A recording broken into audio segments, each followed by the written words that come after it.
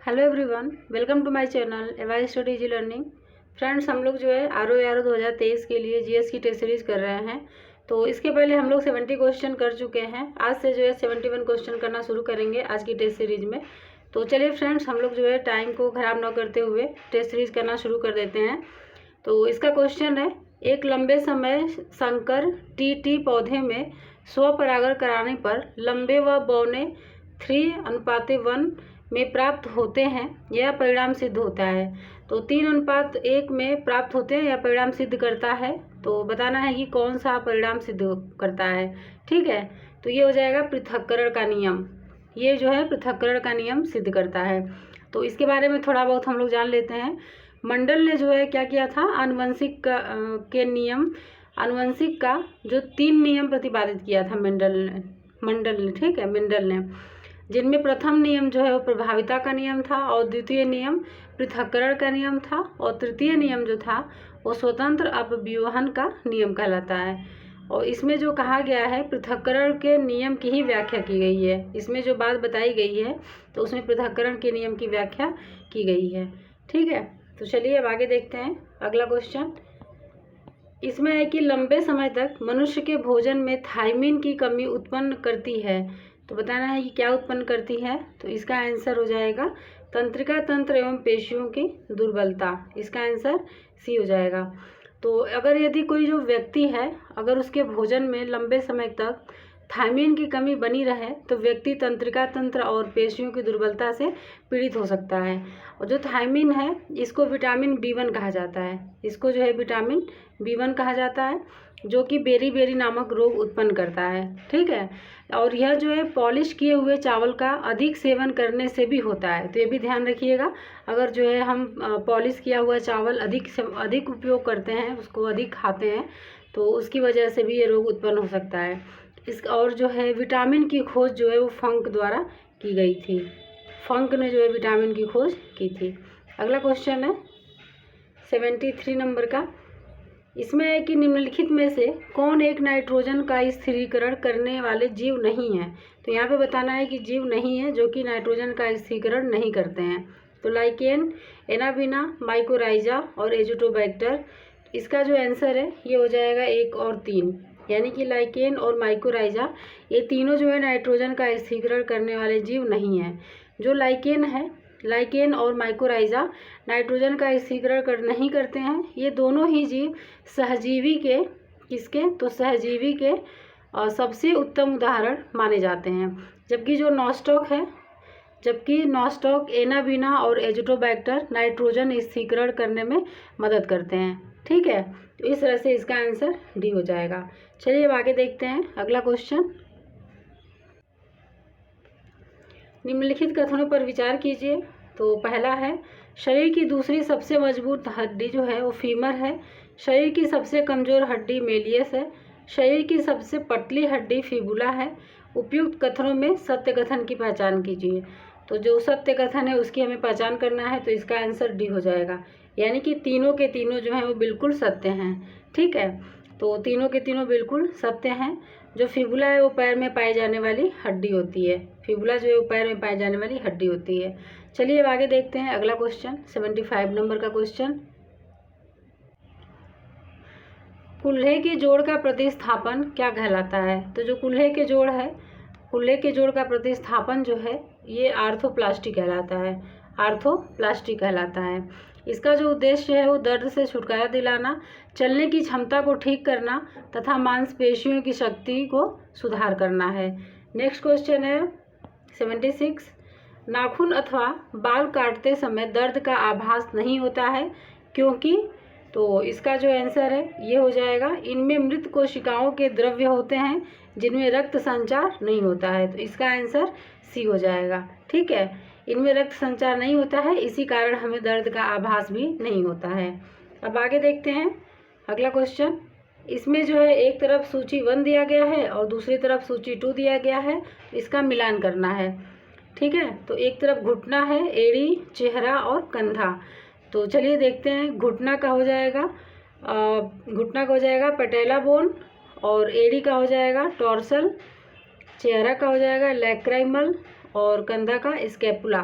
तो ये बिल्कुल सामने सामने लिख दिया है, तो इसका आंसर हो जाएगा 1 2 3 4। इसका आंसर ए हो जाएगा। आगे देखते हैं, निम्न कथनों पर विचार करें।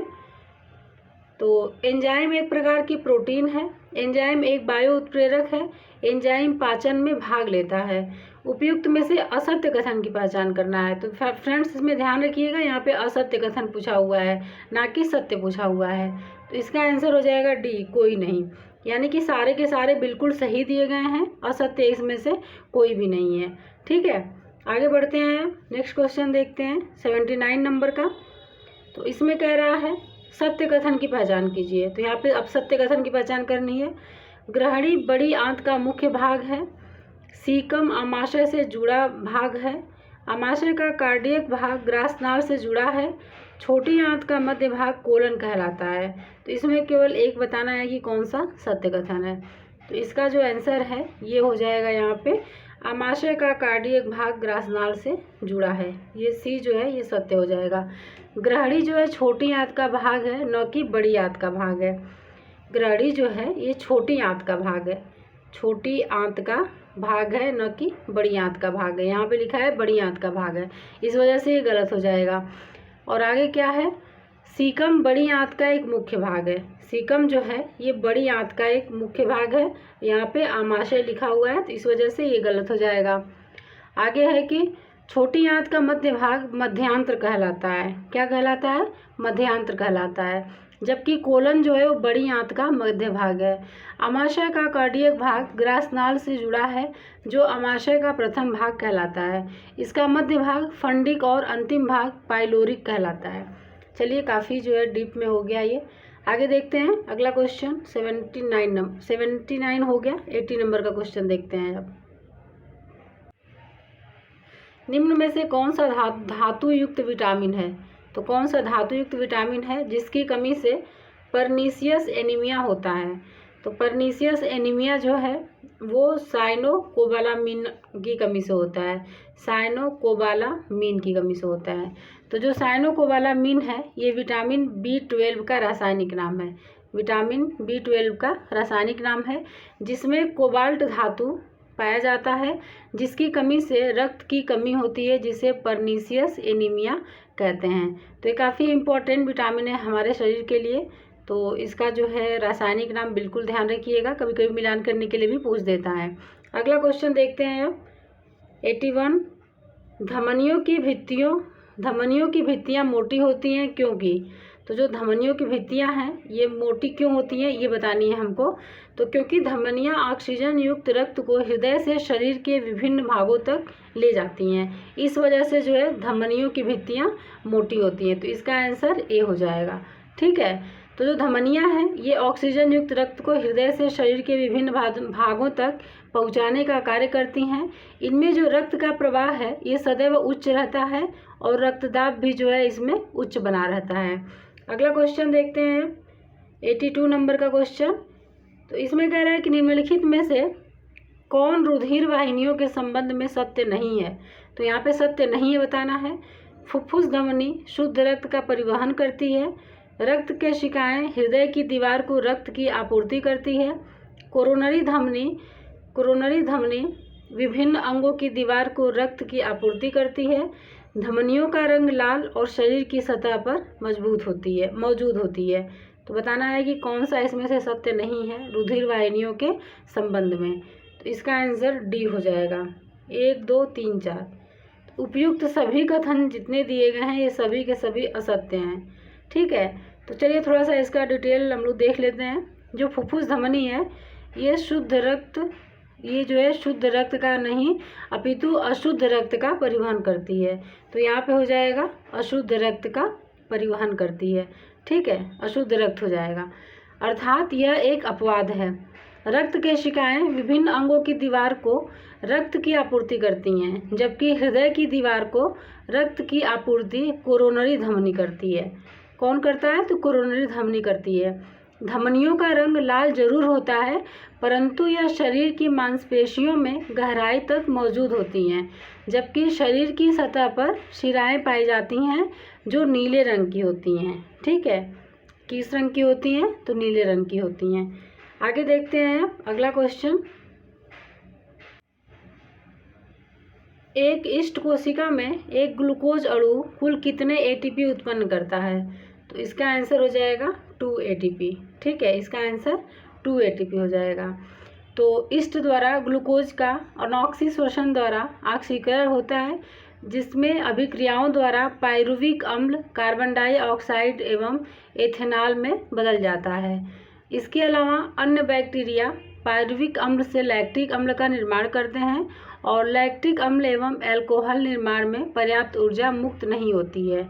ठीक है, और इनमें जो ग्लूकोज है, ग्लूकोज से 7% से कम ऊर्जा मुक्त होती है। किण्वन में ग्लूकोज के एक अणु से पायरुविक अम्ल बनने के दौरान एटीपी के 2 शुद्ध अणुओं की प्राप्ति होती है। तो इस प्रकार से इसका आंसर ये हो जाएगा। सही सुमेल है, तो कौन सा सही सुमेल है ये बताना है। अग्र छोर मीठे स्वाद, यहाँ पे जो जीभ है उसके बारे में बताया गया है।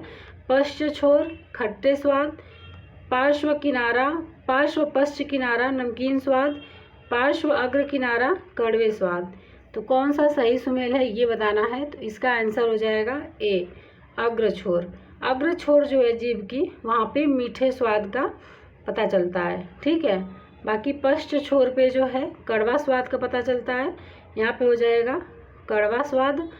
और पार्श्व पश्च किनारा जो है यहाँ पे हो जाएगा खट्टा, यहाँ पे खट्टा हो जाएगा।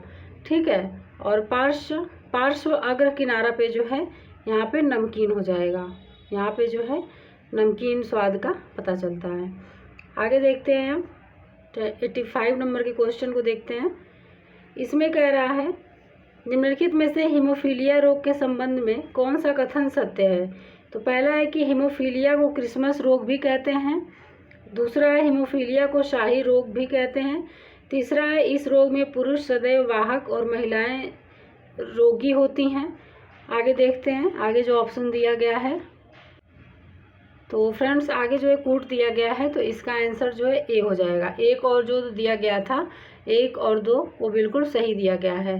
तो हीमोफीलिया जो है एक आनुवांशिक रोग है जो इंग्लैंड की महारानी विक्टोरिया थी। विक्टोरिया की वंशावली में पता चला था और महारानी विक्टोरिया स्वयं जो है इसकी वाहक थी, क्योंकि यह रोग केवल पुरुषों में प्रदर्शित होता है जबकि महिलाएं इसकी वाहक होती हैं। तो इसकी वाहक कौन होता है? तो महिलाएं जो है इसकी वाहक होती हैं। महिलाएं जो है इसकी वाहक होती हैं। ठीक है, और इस रोग में रक्त का थक्का देर से बनता है। हीमोफीलिया को क्रिसमस रोग भी कहते हैं, क्योंकि सर्वप्रथम यह क्रिसमस नामक बच्चे में पहचाना गया था, तो इस वजह से इसको क्रिसमस रोग भी कहते हैं। मंगोली जड़ता को वैज्ञानिक रूप में किस नाम से जानते हैं? तो इसका आंसर हो जाएगा डाउन सिंड्रोम। डाउन सिंड्रोम यह एक जो है आनुवांशिक विकार है। यह महिला तथा पुरुष किसी को भी हो सकता है। जो मंगोली जड़ता है यह किसी को भी हो सकता है। इसमें 21वें जोड़ी जो गुणसूत्र होता है, 21वें जोड़ी गुणसूत्र में 2 गुणसूत्र के अलावा एक तीसरा गुणसूत्र भी मौजूद होता है। अतः 21वें जोड़ी गुणसूत्र को ट्राइसोमी कहा जाता है। इसको जो है ट्राइसोमी कहा जाता है और ऐसे रोग को मंगोली जड़ता कहा जाता है। ठीक है, आगे देखते हैं नेक्स्ट क्वेश्चन 87। तो इसमें है ऑक्सीटॉसिन के संबंध में निम्न कथनों पर विचार कीजिए और असत्य कथन की पहचान कीजिए। तो यहाँ पे असत्य कथन बताना है कि कौन सा जो है असत्य है। तो चलिए देखते हैं। पहला है इसे दुग्ध स्रावक हार्मोन भी कहते हैं, इसे लव हार्मोन भी कहा जाता है, इसे वृद्धि हार्मोन भी कहते हैं। इसका आंसर हो जाएगा 1 और 2। 1 और 2 जो है ये बिल्कुल सही है। तो ऑक्सीटोसिन को दुग्ध स्रावक हार्मोन भी कहा जाता है, बिल्कुल सही है। और क्योंकि दूधिये गाय जो गाय दूध देती है और भैंस से दूध का उत्पादन करने के लिए इस हार्मोन का उपयोग करते हैं, इसी कारण इसे दुग्ध स्रावक हार्मोन भी कहते हैं। इसका उपयोग जो है वो सब्जी उत्पादन के लिए भी किया जाता है। यह माता और उसके बच्चे के मध्य आलिंगन के लिए भी जिम्मेदार है, अतः इसे लव हार्मोन के नाम से भी जाना जाता है। तो जो दूसरा दिया गया है ये भी बिल्कुल सही है। ठीक है, वृद्धि हार्मोन मुख्य रूप से सोमैटोट्रोपिन हार्मोन को कहते हैं। किसको कहते हैं? तो ये हो जाएगा सोमैटोट्रोपिन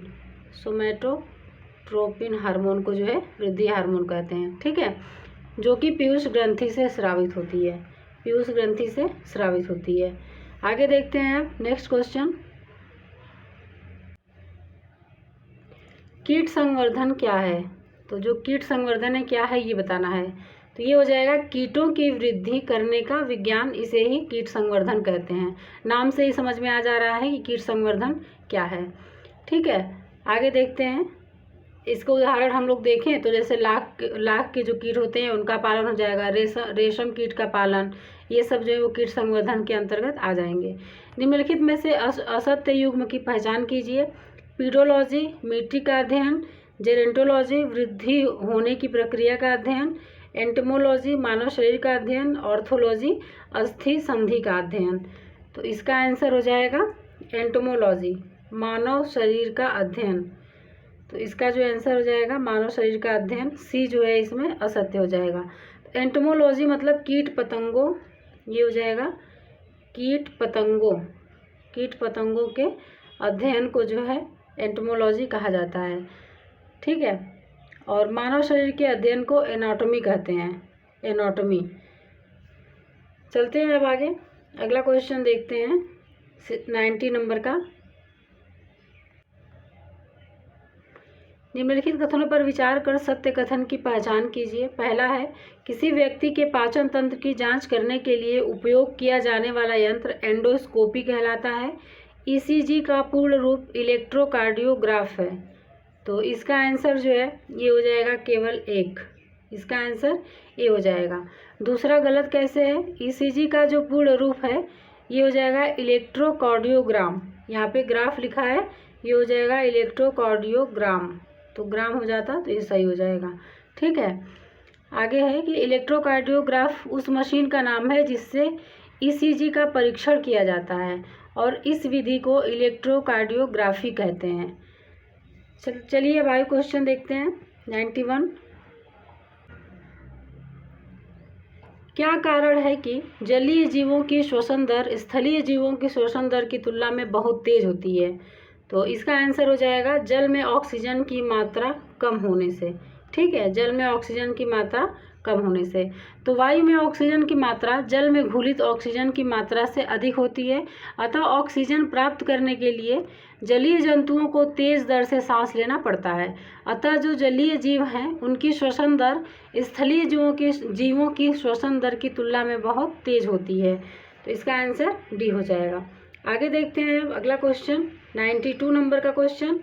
इसमें कह रहा है श्वसन के दौरान गैसों का विनिमय कहाँ होता है? तो इस टाइम पे जो गैसों का विनिमय होता है ये फेफड़ों की कूपिका कोशिका में होता है, फेफड़ों की कूपिका कोशिका में होता है। ठीक है, नेक्स्ट क्वेश्चन है, निम्नलिखित में असत्य कथन की पहचान कीजिए। तो पहला है कि 120 mmHg सिस्टोलिक रक्तदाब माना जाता है, 80 mmHg डायस्टोलिक रक्तदाब माना जाता है, मनुष्य का हृदय एक धड़कन में 0.8 सेकंड का समय लेता है, 1 मिनट में मनुष्य का हृदय औसतन 7 to 8 लीटर रक्त पंप करता है। तो इसमें हमें असत्य कथन बताना है कि कौन सा कथन जो है वो असत्य है। तो इसमें जो असत्य कथन हो जाएगा ये डी हो जाएगा। ठीक है, इसका आंसर डी हो जाएगा। 1 मिनट में जो मनुष्य का हृदय है ये 5 लीटर रक्त, इसमें जो 1 मिनट में मनुष्य का हृदय औसतन 5 लीटर रक्त जो है वो पंप करता है, ना कि 7 से 8 लीटर। ठीक है, तो इसका आंसर डी हो जाएगा। बाकी जो दिया गया है वो बिल्कुल सही है। चलते हैं अब आगे, अगला क्वेश्चन देखते हैं 94। हमारे शरीर में मूत्र का सही मार्ग है। तो इसका जो आंसर हो जाएगा सही मार्ग है जो वो हो जाएगा किडनी, मूत्र नली, मूत्राशय, उसके बाद मूत्र मार्ग। तो सी हो जाएगा इसका आंसर। ठीक है, इसका आंसर सी हो जाएगा। अगला क्वेश्चन है 95। निम्नलिखित कथनों पर विचार कीजिए। पहला है कि हीमोडायलिसिस किडनी के खराब होने पर किया जाने वाला उपचार है। हमारी किडनी औसतन प्रतिदिन 180 लीटर रक्त निस्यंदित करती है। उपयुक्त कथनों में से असत्य कथन की पहचान कीजिए। तो इसका जो आंसर है ये हो जाएगा इनमें से कोई नहीं, यानी कि इनमें से कोई भी असत्य नहीं है। दोनों कथन जो है बिल्कुल सत्य हैं। ठीक है, तो दोनों कथन सत्य हैं, दोनों को जो है ध्यान से देख लीजिएगा। अगला क्वेश्चन देखते हैं 96। इसमें कह रहा है सूची 1 और सूची 2 दिया गया है, इसका मिलान करना है। ठीक है, तो एक लार, अमाशयी रस, अग्न्याशयी रस, आंतरीय रस। तो चलिए मिलान करते हैं। जो लार है इसका हो जाएगा टाइलिन, टाइलिन हो जाएगा। अमाशयी रस का हो जाएगा पेप्सिन, अमाशयी रस का हो जाएगा पेप्सिन। और अग्न्याशयी रस का हो जाएगा ट्रिप्सिन, ट्रिप्सिन हो जाएगा। और आंतरीय रस का हो जाएगा डाइसैकरेज, डाइसैकरेज। तो इसका हो जाएगा 3,4,2,1। ठीक है, 3,4,2,1। तो चलिए मिलान कर लेते हैं अब हम लोग। तो इसका जो आंसर है ये हो जाएगा बी, 3,4,2,1। नेक्स्ट क्वेश्चन है अब मस्तिष्क का वह भाग जो हमारी अनैच्छिक क्रियाओं यानी कि इन्वोल्यूनेटरी एक्टिविटीज़ को नियंत्रित करता है, सामान्यतः उसे श्वसन का केंद्र यानी सेंटर फॉर रेस्पिरेशन भी कहा जाता है। मस्तिष्क का वह कौन सा भाग है? तो इसका आंसर हो जाएगा मेडुला ऑब्लोंगाटा। ठीक है, मेडुला ऑब्लोंगाटा। तो श्वसन का केंद्र मस्तिष्क के मेडुला ऑब्लोंगाटा को कहा जाता है, जो हमारी अनैच्छिक क्रियाओं को नियंत्रित करता है, जैसे कि वोमिटिंग यानी कि उल्टी, छींक, उबासी, हिचकी, हृदय स्पंदन, श्वसन दर, रेस्पिरेशन रेट जो होता है इत्यादि। सेरिब्रम जो है, जो सेरिब्रम है ये क्या काम करता है? तो ये हमारे मस्तिष्क का सबसे महत्वपूर्ण भाग है जो याददाश्त के लिए जिम्मेदार है। तो अगर याददाश्त से रिलेटेड कोई बात होगी तो ये जो है सेरिब्रम, सेरिब्रम का काम है। ठीक है, सेरिबेलम जो है, सेरिबेलम ये ऐच्छिक क्रियाओं को नियंत्रित करता है। ये जो है ऐच्छिक क्रियाओं को नियंत्रित करता है। ठीक है, यह हमारे शरीर के संतुलन को बनाए रखता है। और हाइपोथैलेमस जो है, हाइपोथैलेमस ये भूख, प्यास, निद्रा, भय, शरीर के तापक्रम इत्यादि क्रियाओं को नियंत्रित करता है। तो ये सारे जो दिए गए हैं ऑप्शन में, ये सारे एग्ज़ाम के जो है पॉइंट ऑफ व्यू से काफ़ी इम्पॉर्टेंट हैं। तो चारों के बारे में थोड़ा सा अच्छे से आप लोग डिटेल में देख लीजिएगा। आगे देखते हैं अगला क्वेश्चन 98 नंबर का। इसमें कह रहा है कि मोनोसैकेराइड कार्बनिक अणुओं के किस समूह से संबंधित है? तो इसका आंसर हो जाएगा कार्बोहाइड्रेट। ठीक है, कार्बोहाइड्रेट से संबंधित है। यह सबसे सरलतम कार्बोहाइड्रेट है जो जल में घुलनशील, रंगहीन और स्वाद में मीठा होता है। तो चलिए हम लोग जो है ऐसे कुछ उदाहरण भी देख लेते हैं, जैसे कि ग्लूकोज हो गया, ग्लूकोज, और क्या हो जाएगा फ्रक्टोज, फ्रक्टोज हो गया, गैलेक्टोज, ये सब जो है वो मोनोसैकेराइड होते हैं। नेक्स्ट क्वेश्चन देखते हैं अब 99 नंबर का। इसमें कह रहा है कि कौन सुमेलित नहीं है? तो विटामिन के बेरी, vitamin A xerophthalmia, vitamin C scurvy, vitamin D rickets. तो देख के ही पता चल जा रहा है कि कौन सा सुमेलित नहीं है इसमें। तो इसका आंसर जो है ये हो जाएगा ए, विटामिन के बेरी, ये सुमेलित नहीं है। विटामिन के का हो जाएगा रक्त का थक्का न बनना, ये हो जाएगा रक्त का थक्का न बनना। ठीक है, न बनना हो जाएगा। आगे देखते हैं अब अगला क्वेश्चन 100 नंबर का। हृदय की धड़कन को उत्तेजित करने वाला हार्मोन कौन सा है? तो ये जो हार्मोन है ये थायरोक्सिन है। ठीक है, तो थायराइड ग्रंथि से थायरोक्सिन नामक हार्मोन स्रावित होता है। इसके ऊपर जो है उपापचयी प्रभाव के कारण आंत में पाचन उत्पादों का अवशोषण, हृदय स्पंदन की दर, कोशिकाओं में एंजाइमों एवं अन्य प्रोटीन का संश्लेषण, यकृत कोशिकाओं में ग्लाइकोजन और प्रोटीन से ग्लूकोज एवं कैरोटीन से विटामिन ए का संश्लेषण बढ़ जाता है। ठीक है, नेक्स्ट क्वेश्चन देखते हैं 101। इसमें है कि निम्नलिखित कथनों पर विचार करना है। पहला है पक्षी यूरिक एसिड का उत्सर्जन यानी एक्सक्रीशन करते हैं। दूसरा है मनुष्य की मांसपेशियों में अनाक्षी श्वसन होता है, एनएरोबिक रेस्पिरेशन होता है। तीसरा है पीनियल ग्रंथि हमारी जैविक घड़ी यानी बायोलॉजिकल क्लॉक को नियंत्रित करती है। तो कौन सा कथन सही है? सही बताना है हमको इसमें से। ठीक है, तो इसका आंसर डी हो जाएगा। जो तीनों दिया गया है वो बिल्कुल सही है, तो तीनों के तीनों सत्य हैं। नेक्स्ट क्वेश्चन देखते हैं निम्नलिखित में से कौन सा कथन सत्य नहीं है? तो यहाँ पे सत्य नहीं है जो है वो बताना है। पहला है कि त्वचा उपकलीय ऊतक यानी एपिथेलियल टिश्यू का बना होता है। पौधों में वृद्धि के लिए जिम्मेदार विभज्योतक ऊतक होता है। तो कौन सा होता है? पौधों में वृद्धि के लिए जिम्मेदार विभज्योतक ऊतक होता है। कंडरा संयोजी ऊतक हड्डियों को हड्डियों से जोड़ता है। तो टेंडन कनेक्टिव टिश्यू हड्डियों को हड्डियों से जोड़ता है। तो बताना है कि कौन सा कथन सत्य नहीं है। तो ये हो जाएगा केवल 3, जो डी है ये हो जाएगा इसका आंसर। तो त्वचा उपकलीय ऊतक का बना होता है। उपकलीय ऊतक मुख्यतः ठोस अंगों का बाहरी आवरण एवं खोखले अंगों का आंतरिक एवं बाहरी आवरण बनाता है।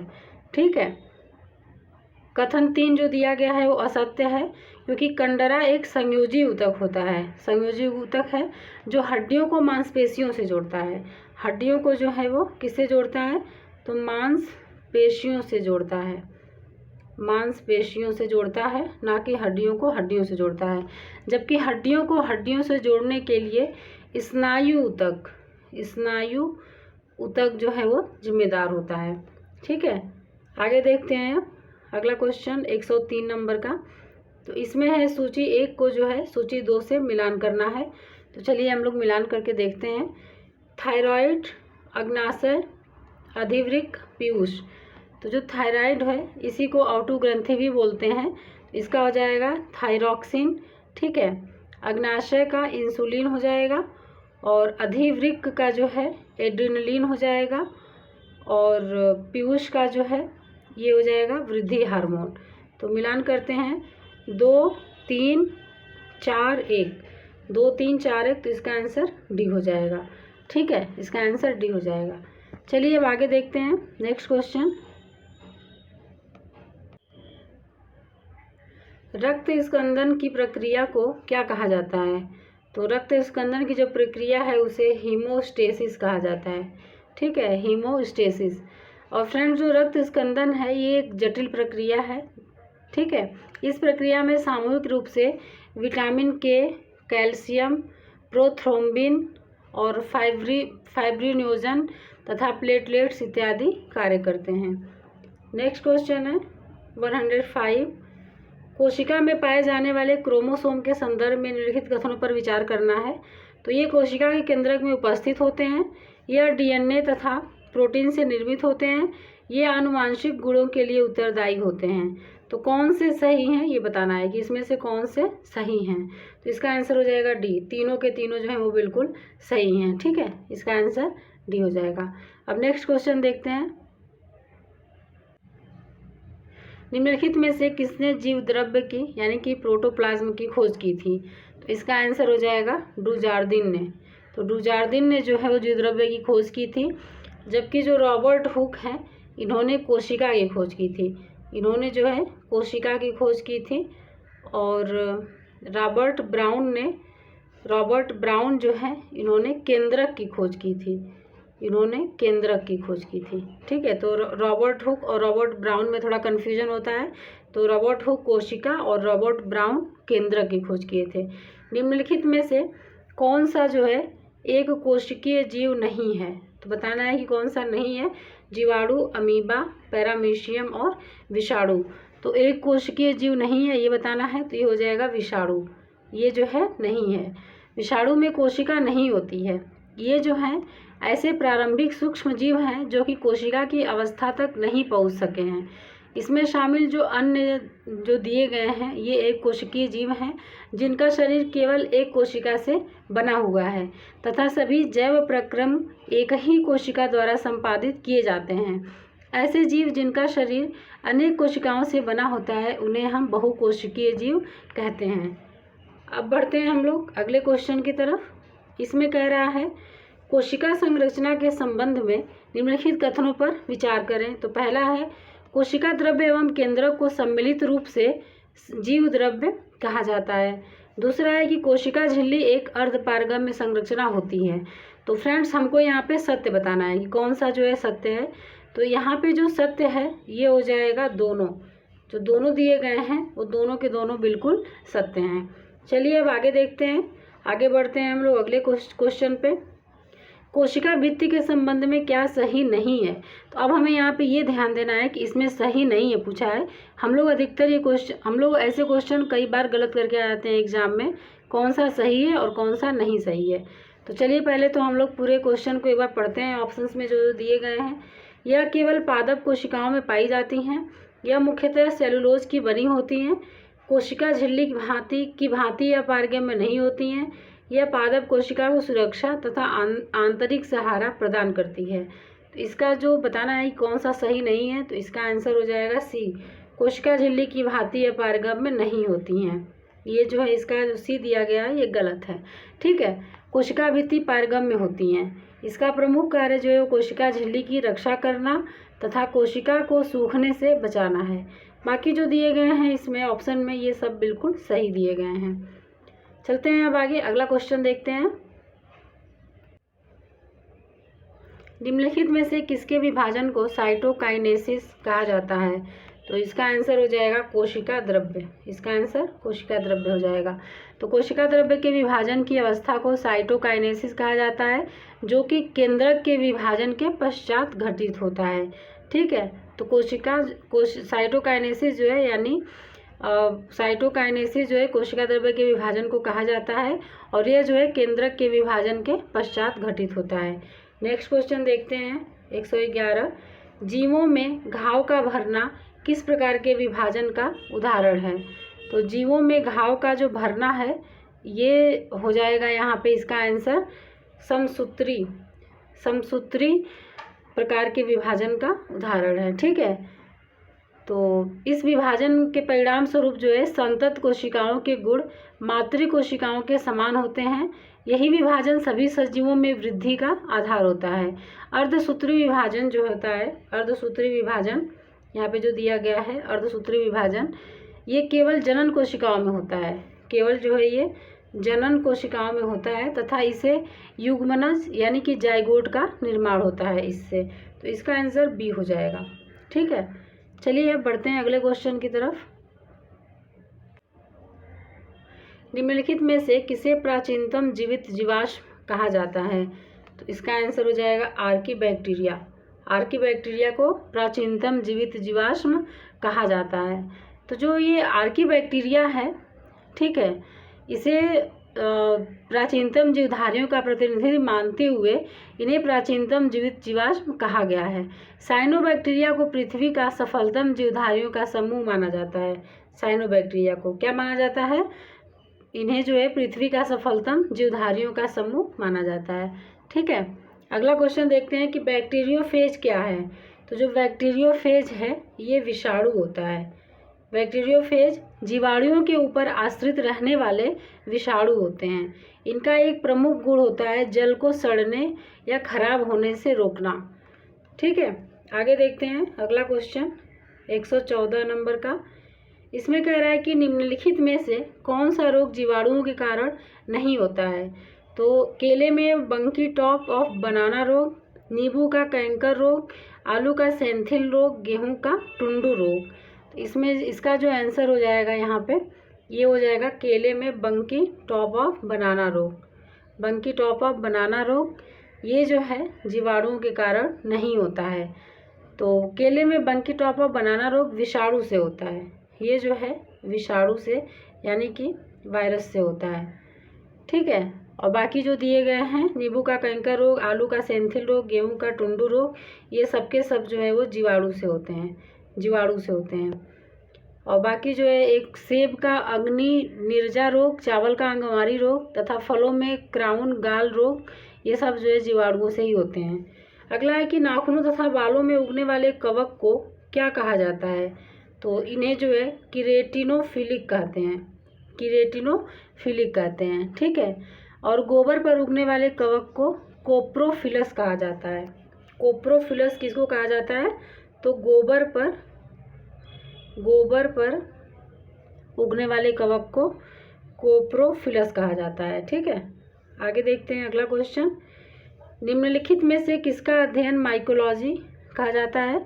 तो माइकोलॉजी जो है वो कवक के अध्ययन को माइकोलॉजी कहते हैं। ठीक है, और शैवाल के जो अध्ययन है, शैवाल के अध्ययन को फाइकोलॉजी कहते हैं। शैवाल के अध्ययन को फाइकोलॉजी कहते हैं, फाइकोलॉजी। आगे देखते हैं नेक्स्ट क्वेश्चन 117। इसमें है कि प्रयोगशाला में प्रयुक्त होने वाला लिटमस पेपर किस लाइकेन से प्राप्त किया जाता है? तो इसका आंसर हो जाएगा रोसेला, रोसेला से प्राप्त किया जाता है।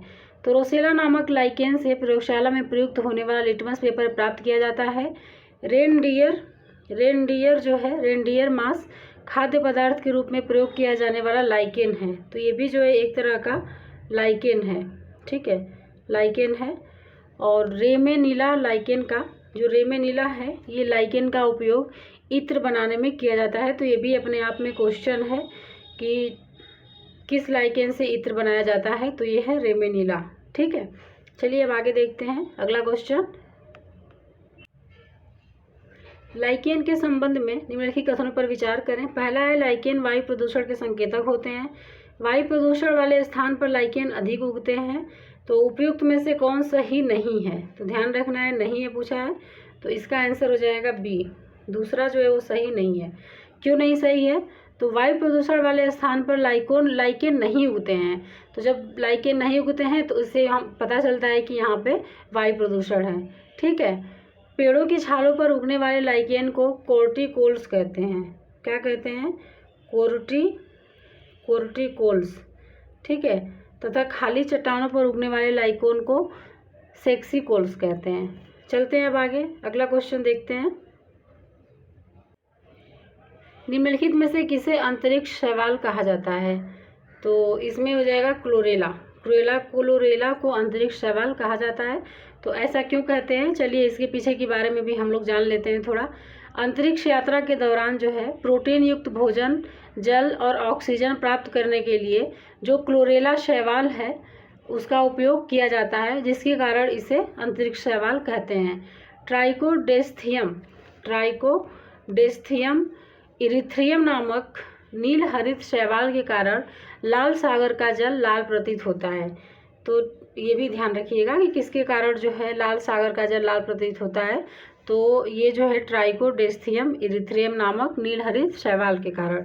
निम्नलिखित में से किसे जीवित जीवाश्म की संज्ञा दी जाती है? तो ये है साइकस, इसी को जो है जीवित जीवाश्म कहा जाता है।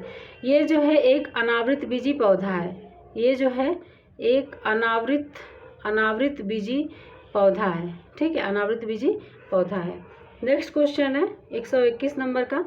कोशिका द्रव्य के संबंध में निम्नलिखित कथनों पर विचार करना है। तो चलिए विचार करते हैं। पहला है कि कोशिका भित्ति और केंद्रक के बीच में पाए जाने वाले द्रव्य पदार्थ को कोशिका द्रव्य कहा जाता है। दूसरा है, कोशिका द्रव्य में ही अंतर्प्रद्रव्य जालिका, राइबोसोम आदि पाए जाते हैं। थर्ड है कि कोशिका द्रव्य और केंद्रक को सम्मिलित रूप से जीव द्रव्य यानी कि प्रोटोप्लाज्म कहा जाता है। तो इसमें कह रहा है कि कौन सा कथन असत्य है, हमें असत्य बताना है यहाँ पे, ठीक है। तो देख लेते हैं, एक ऑप्शन नीचे भी था। तो इसका जो आंसर है, इसका आंसर हो जाएगा यहाँ पे डी, उपयुक्त सभी जो है गलत दिए गए हैं, ठीक है, सभी जो है गलत दिए गए हैं। सॉरी, यहाँ पे असत्य लिखा है, यहाँ पे सत्य होना चाहिए, यहाँ पे सत्य होना चाहिए। तो सारे आंसर जो है इसके सही हो जाएंगे, ठीक है। तो इसका आंसर डी हो जाएगा। यहाँ पे सत्य कर लीजिएगा, ये सत्य है, सत्य पूछा है यहाँ पे, तो सत्य का आंसर डी हो जाएगा, ठीक है। चलिए अब आगे देखते हैं, अगला क्वेश्चन देखते हैं। अब निम्नलिखित में से कौन सा रोग जीवाणु जनित है? तो कौन सा रोग जीवाणु जनित है? तो कुशिंग रोग, हीमोफीलिया, निमोनिया, जॉन्डिस। तो इसमें जो जीवाणु जनित रोग है ये हो जाएगा निमोनिया, ठीक है। निमोनिया जीवाणु जनित रोग है जो डिप्लोकोकस निमोनी नामक जीवाणु से होता है। और जो जॉन्डिस है ये एक विषाणु जनित रोग है। हीमोफीलिया भी जो है एक लिंग सहलग्नी रोग है। और कुशिंग रोग जो है, कुशिंग रोग एड्रिनल हार्मोन के अतिस्रवण से होता है। क्रेब्स चक्र मनुष्य की शारीरिक क्रिया विधि के किस भाग से संबंधित है? तो इसका जो आंसर है ये हो जाएगा श्वसन तंत्र से संबंधित है। क्रेब्स चक्र जो है मानव श्वसन तंत्र से संबंधित है। मानव श्वसन की प्रक्रिया 2 चरणों में संपन्न होती है। पहली जो है वो ग्लाइकोलिसिस है और दूसरी क्रेब्स है। तो क्रेब्स चक्र में ग्लाइकोलिसिस से प्राप्त पायरुविक अम्ल के दोनों अणुओं का ऑक्सीजन की उपस्थिति में पूर्ण ऑक्सीकरण हो जाता है। चलिए अब आगे देखते हैं अगला क्वेश्चन 124। मानव मस्तिष्क का कौन सा भाग श्वसन क्रिया को नियंत्रित करता है? तो इसका आंसर हो जाएगा पार्श्व वेरोलाई। मानव के पश्च मस्तिष्क में स्थित पार्श्व वेरोलाई श्वसन क्रियाओं को नियंत्रित करती है। जो मेडुला ऑब्लोंगेटा है ये अनैच्छिक क्रियाओं के नियंत्रण केंद्र है। अनैच्छिक क्रियाओं का नियंत्रण केंद्र है। अनुज मस्तिष्क है यानी सेरेबेलम जो है ये मुद्रा, समन्वय, संतुलन, ऐच्छिक क्रियाओं का नियंत्रण करता है। और जो प्रमस्तिष्क यानी सेरेब्रम, तो ये जो है बुद्धि और चतुराई का केंद्र, सोचने, समझने, स्मरण शक्ति जैसी क्रियाओं पर नियंत्रण करता है। आगे देखते हैं अब नेक्स्ट क्वेश्चन। निम्नलिखित में से कौन सा रुधिर का कार्य है? पहला है शरीर का तापमान नियंत्रण, दूसरा है भोजन सामग्री, अंतःस्रावी एवं उत्सर्जित पदार्थों, गैसों आदि का परिवहन। तो इसका जो आंसर हो जाएगा ये हो जाएगा, इसका आंसर यहाँ पे सी हो जाएगा। ठीक है, 1 और 2 दोनों जो है वो बिल्कुल सही है, तो इसका आंसर सी हो जाएगा। आगे देखते हैं अब अगला क्वेश्चन 126 नंबर का। निम्नलिखित में से कौन सा प्रोटोजोआ मानव शरीर के लिए हानिकारक नहीं है? तो पहला है एंट अमीबा हिस्टोलिटिका, एंट अमीबा जिंजीवैलिस, लिशमैनिया डोनोवानी, एंट अमीबा कोलाई। तो इसमें कह रहा है कि कौन सा जो है मानव शरीर के लिए हानिकारक नहीं है। तो इसमें से जो हानिकारक नहीं है ये हो जाएगा एंट अमीबा कोलाई। एंट अमीबा कोलाई जो है ये हानिकारक नहीं है, क्योंकि जो एंट अमीबा कोलाई है ये मनुष्य के आहार नाल के कोलोन में रहता है। कहाँ पे रहता है? तो आहार नाल के कोलोन में रहता है। ये भी याद रखिएगा, ये पूछा हुआ है एग्जाम में। ठीक है, तथा जीवाणुओं को नष्ट करने के साथ यह कभी भी रक्त कोशिकाओं या अन्य ऊतकों का भक्षण नहीं करता है।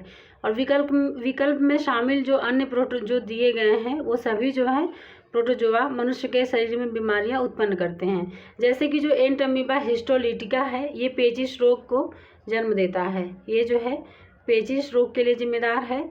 और एंट अमीबा जिंजीवैलिस जो है ये पायरिया के लिए जिम्मेदार है, पायरिया होता है इसके कारण। और जो लिशमैनिया डोनोवानी है इसकी वजह से जो है काला जार नामक रोग होता है।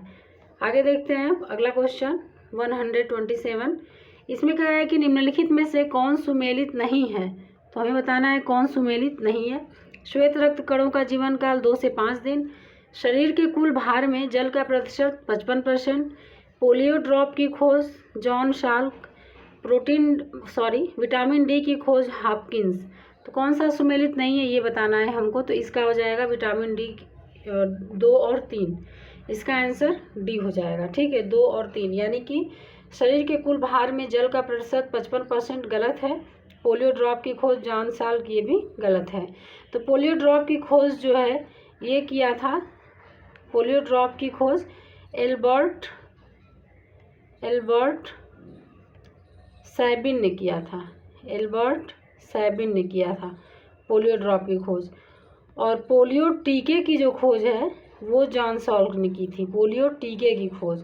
ठीक है, और शरीर के कुल भार में जल का जो प्रतिशत है ये 65% है, 65% है, ना कि 55% है। बाकी जो दिया गया है वो बिल्कुल सही सुमेलित है। आगे देखते हैं 128 नंबर का क्वेश्चन। अग्नाशयी रस यानी कि पैनक्रिएटिक जूस में उपस्थित किस एंजाइम के द्वारा प्रोटीन का पाचन किया जाता है? तो इसका आंसर हो जाएगा ट्रिप्सिन का। ठीक है, तो अग्नाशयी रस में उपस्थित एंजाइमों को पूर्ण पाचक रस कहा जाता है, क्योंकि इसमें कार्बोहाइड्रेट, प्रोटीन तथा वसा तीनों का पाचन करने वाले एंजाइम उपस्थित होते हैं। कार्बोहाइड्रेट का जो पाचन है वो माल्टेज एवं एमाइलेज के द्वारा होता है। ठीक है, और प्रोटीन का जो पाचन है वो ट्रिप्सिन के द्वारा होता है। और वसा का पाचन जो है वो किसके द्वारा होता है? तो लाइपेज के द्वारा होता है। वसा का पाचन जो है वो लाइपेज के द्वारा होता है। ठीक है। आगे है, निम्नलिखित में से कौन सा दीर्घ मात्रिक पोषक तत्व नहीं है? तो इसका आंसर हो जाएगा मैग्नीज। मैग्नीज जो है वो दीर्घ मात्रिक पोषक तत्व नहीं है। तो मैग्नीज जो है वो लघु मात्रिक पोषक तत्व है, जबकि जो अन्य दिए गए हैं मैग्नीशियम, कैल्शियम, सल्फर, ये सारे जो हैं वो दीर्घ मात्रिक पोषक तत्व के उदाहरण हैं। तो चलिए देख लेते हैं कि दीर्घ मात्रिक और लघु मात्रिक ये सब पोषक तत्व क्या हैं। तो फ्रेंड्स, किसी भी पौधे की वृद्धि के लिए जो है 17 आवश्यक तत्वों की आवश्यकता होती है। ठीक है। तो जो दीर्घ मात्रिक पोषक तत्व हैं, इनके अंतर्गत ऐसे पोषक तत्व आते हैं जिनकी पौधों को अधिक मात्रा में आवश्यकता होती है। इसमें कुल शामिल तत्व जो हैं वो 9 हैं, जैसे कि carbon, hydrogen, oxygen, nitrogen, phosphorus, potassium, magnesium, calcium और सल्फर। और लघु मात्रिक पोषक तत्व जो होते हैं वो 8 हैं। उसमें है लोहा, जस्ता, तांबा, निकिल, मैग्नीज, बोरान और मॉलिब्डेनम तथा क्लोरीन। ठीक है। आगे देखते हैं अगला क्वेश्चन 130 नंबर का। इसमें कह रहा है कि निम्नलिखित में से कौन सा तत्व पौधों में इंडोल एसिटिक एसिड के संश्लेषण में उपयोगी होता है? तो इसका आंसर हो जाएगा जिंक। ठीक है, जिंक हो जाएगा। जिंक पौधों में इंडोल एसिटिक अम्ल के संश्लेषण में उपयोगी होता है। इसकी कमी से पौधों की लंबाई में वृद्धि रुक जाती है और पौधे जो है वो बौने हो जाते हैं। आगे देखते हैं अगला क्वेश्चन। प्रकाश संश्लेषण के संबंध में निम्नलिखित कथनों पर विचार करें। पहला है कि लाल एवं नीले प्रकाश में प्रकाश संश्लेषण की क्रिया सर्वाधिक होती है। ताप बढ़ाने के साथ प्रकाश संश्लेषण की दर बढ़ती जाती है। तो कौन सा कथन सत्य है? तो इसका आंसर हो जाएगा केवल एक जो है सही है, दूसरा गलत है। तो प्रकाश संश्लेषण की क्रिया 0 डिग्री से 37 डिग्री सेल्सियस तक तापमान बढ़ने पर बढ़ती जाती है, परंतु 37 डिग्री सेल्सियस से उच्च ताप पर घटने लगती है। इसी प्रकार प्रकाश संश्लेषण की क्रिया प्रकाश की निम्न तीव्रता पर तो बढ़ती है, परंतु जैसे जैसे तीव्रता उच्च होती जाती है यह घटती जाती है। ठीक है। तो इस वजह से इसका आंसर ए हो जाएगा, पहला जो है वो सही है। अगला देखते हैं अगला क्वेश्चन 132 नंबर का। इसमें है कि निम्नलिखित में से कौन सा अनियत तापी वर्ग का उदाहरण है? तो सरीसृप, स्तनधारी, पक्षी और उपयुक्त सभी। तो इसका आंसर हो जाएगा सरीसृप। ठीक है, सरीसृप हो जाएगा। सरीसृप वर्ग जो है अनियत तापी वर्ग का उदाहरण है, जबकि अन्य जो दिए गए हैं जैसे पक्षी, स्तनधारी, ये नियत तापी वर्ग का उदाहरण है। नियत तापी में क्या क्या आते हैं तो देख लेते हैं कि किसे जो है नियत तापी कहते हैं। तो शरीर का तापमान बाह्य वातावरण के तापमान परिवर्तन के साथ नहीं बदलता है, वो नियत तापी कहलाते हैं। और जो अनियत तापी होते हैं तो शरीर का तापमान जो है वो बाह्य वातावरण के तापमान परिवर्तन के साथ बदलता है। ठीक है। अगला क्वेश्चन है एंजाइम क्या होता है? तो जो एंजाइम है ये प्रोटीन होता है। एंजाइम जो है एक प्रोटीन है जो जैव उत्प्रेरक के रूप में, किसके रूप में? तो जैव उत्प्रेरक के रूप में शरीर की जैव रासायनिक प्रक्रियाओं में सहायता करता है। ठीक है। नेक्स्ट क्वेश्चन है 134 नंबर का। निम्नलिखित में से कौन सही सुमेलित नहीं है? पहला है vitamin D calciferol, vitamin E tocopherol, vitamin B12 साइनोकोबालामाइन, vitamin B7 pyridoxine. तो इसका जो आंसर है ये हो जाएगा डी हो जाएगा। ठीक है। विटामिन B7 का जो रासायनिक नाम है B7 का, ये हो जाएगा बायोटीन, ये हो जाएगा बायोटीन। और जो पायरिडॉक्सिन है ये विटामिन B6 का नाम है, B6 का नाम है रासायनिक। ठीक है। बाकी B1 का थायमीन है, B2 का जो है वो राइबोफ्लेविन है, B5 का नियासिन है और B9 का जो है वो फोलिक एसिड है। तो चलिए आगे देखते हैं नेक्स्ट क्वेश्चन 135 नंबर। वायवीय श्वसन के संबंध में निम्नलिखित कथनों पर विचार करें। पहला है वायवीय श्वसन ऑक्सीजन की अनुपस्थिति में संपन्न होता है। दूसरा है वायवीय श्वसन का प्रथम चरण माइटोकॉन्ड्रिया में तथा द्वितीय चरण कोशिका द्रव्य में संपन्न होता है। तो फ्रेंड्स इसमें पूछ रहा है कि कौन सा सही नहीं है। तो इसमें जो सही नहीं है ये हो जाएगा 1 और 2, दोनों सही नहीं है। क्यों सही नहीं है? क्योंकि जो वायवीय श्वसन है ये ऑक्सीजन की उपस्थिति में संपन्न होता है। ठीक है, यहाँ पे अनुपस्थिति लिखा है तो इस वजह से ये गलत हो जाएगा, उपस्थिति में होता है। वायवीय श्वसन का प्रथम चरण कोशिका द्रव्य में तथा द्वितीय चरण माइटोकॉन्ड्रिया में संपन्न होता है। यहाँ पे उल्टा लिख दिया है, ठीक है, तो इस वजह से ये भी गलत हो जाएगा। वायवीय श्वसन में ग्लूकोज का पूर्ण ऑक्सीकरण होकर कार्बन डाइऑक्साइड तथा जल का निर्माण होता है। आगे देखते हैं अब नेक्स्ट क्वेश्चन 136 नंबर का। मनुष्य में निद्रा रोग स्लीपिंग सिकनेस किसके कारण होता है? तो इसका जो आंसर है ये क्या हो जाएगा, स्लीपिंग सिकनेस किसके कारण होता है? तो इसका जो आंसर है ये हो जाएगा यहाँ पे प्रोटोजोआ के कारण होता है, प्रोटोजोआ। तो मनुष्य में निद्रा रोग यानी कि स्लीपिंग सिकनेस प्रोटोजोआ, उसका जो नाम है ये ज़रूर याद रखिएगा आप लोग, कई बार पूछा हुआ है एग्जाम में, ट्रिपैनोसोमा, ट्रिपैनोसोमा इसका नाम है, ट्रिपैनोसोमा के कारण होता है। इसके अतिरिक्त पेचिस, मलेरिया, पायरिया, कालाजार ये सभी जो है प्रोटोजोआ जनित रोग होते हैं। नेक्स्ट क्वेश्चन देखते हैं हम। निम्नलिखित में से कौन सही सुमेलित नहीं है? कौन सा सुमेलित नहीं है बताना है। पीत ज्वर, जीवाणु, एस्केरिएसिस, निमेटोड, टीनिएसिस परजीवी, गाउट, सिट्रिक अम्ल। इसका जो आंसर है ये हो जाएगा पीत ज्वर, जीवाणु। पीत ज्वर जो है ये वायरस के कारण होता है, वायरस यानी कि विषाणु के कारण होता है। इसमें जो है हेमोगोगस और एडीज जाति के मच्छर इस रोग के विषाणु को मनुष्य के शरीर में पहुंचाते हैं। बाकी जो दिया गया है ये बिल्कुल सही है, ठीक है, बाकी जो है ये बिल्कुल सही दिया गया है। नेक्स्ट क्वेश्चन है 138 नंबर का। निम्नलिखित में से कौन सही सुमेलित नहीं है? तो कौन सही सुमेलित नहीं है? तो swine flu H5N1, bird flu H1N1। तो इसका आंसर हो जाएगा सी, दोनों जो है वो बिल्कुल सही सुमेलित है। अगला क्वेश्चन है 139। निम्नलिखित में से कौन सा सही सुमेलित है? तो एंथोलॉजी घासों का अध्ययन, डेंड्रोलॉजी वृक्षों और झाड़ियों का अध्ययन, पोमोलॉजी बीजों का अध्ययन, लीमोलॉजी झीलों का अध्ययन। तो इसमें जो सही सुमेलित है ये हो जाएगा डेंड्रोलॉजी वृक्षों और झाड़ियों का अध्ययन। तो ठीक है, एंथोलॉजी जो है, एंथोलॉजी में पुष्पों का अध्ययन किया जाता है, यहाँ पे हो जाएगा पुष्पों का अध्ययन, ना कि घासों का अध्ययन, ठीक है। पोमोलॉजी जो है, पोमोलॉजी में यहाँ पे हो जाएगा फलों का अध्ययन होता है, पोमोलॉजी में फलों का अध्ययन होता है। और लिमोलॉजी यानी लिम्नोलॉजी में झीलों तथा अलवड़ी जली पादपों का अध्ययन होता है। आगे देखते हैं अगला क्वेश्चन 140 और ये लास्ट क्वेश्चन है। निम्नलिखित में से कौन सा हार्मोन पौधों की वृद्धि को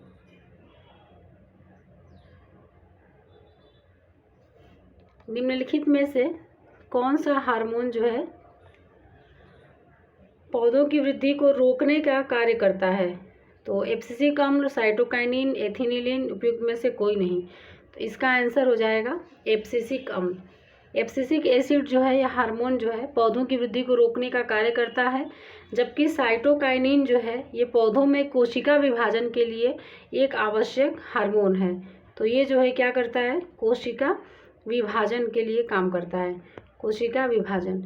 और जो एथिलीन है ये गैस के रूप में पौधों में पाया जाने वाला हार्मोन है, जो पौधों की चौड़ाई में वृद्धि के लिए उत्तरदायी होता है। यह हार्मोन फलों के पकने में मुख्य भूमिका भी निभाता है। तो इसका आंसर इस क्वेश्चन का ए हो जाएगा, ठीक है। तो ये थे 140 क्वेश्चन। ये टेस्ट सीरीज भी कंप्लीट हो गई है, टोटल 9 टेस्ट सीरीज कंप्लीट हो चुकी है, जीएस और हिंदी की मिला करके। तो इसकी प्लेलिस्ट बना दी गई है, हिंदी वाली हिंदी पे अपलोड कर दी गई है और जीएस की जीएस में अपलोड कर दी गई है। तो आप वहाँ पे जाके टेस्ट सीरीज़ को कर सकते हैं। तो चलिए अब हम लोग मिलते हैं नेक्स्ट टेस्ट सीरीज़ के साथ नेक्स्ट सीरीज़ में। तब तक फ्रेंड्स अपना ध्यान रखिए और अच्छे से पढ़ाई करते रहिए।